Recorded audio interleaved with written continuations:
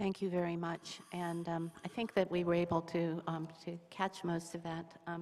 We're going to need to move to the next presentation. Unfortunately, I think that we have, let me ask from the staff in the back, if we can stop for a question, or do we have people online? Do we need to stay on the schedule? Question online. We have one questioner on the line. Why don't we only take, because we're running over, let's take 5 minutes for a question, maybe starting with the online question.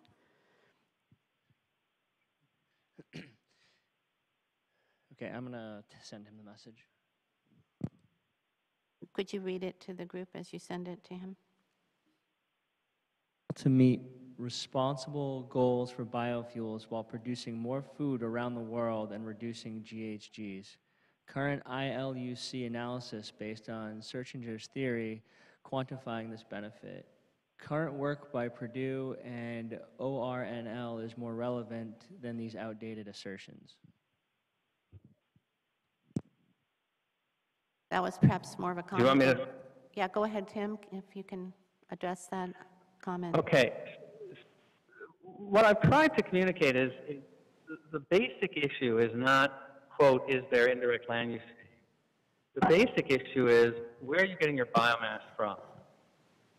The greenhouse gas benefit comes potentially from producing more biomass. It doesn't come from just taking biomass that already exists and diverting it to another use. In the case of the Purdue analysis, this is an example of how essentially it's another model that tried to predict what happens when you divert corn to ethanol. What happens in terms of how many emissions you get from deforestation and other land use changes. It has a lower number than a paper that I read with Iowa State. But one of the reasons for that lower number, it turns out, that analysis actually predicts that half of the crops are not replaced.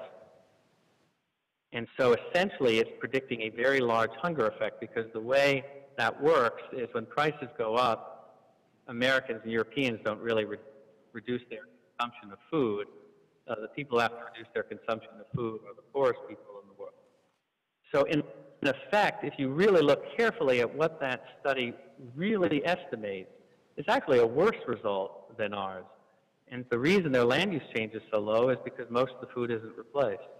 And that's kind of getting at the fundamental point that this is, unless the overwhelming response of diverting food to biofuels is to trigger additional plant growth on the same land, additional food growth on the same land.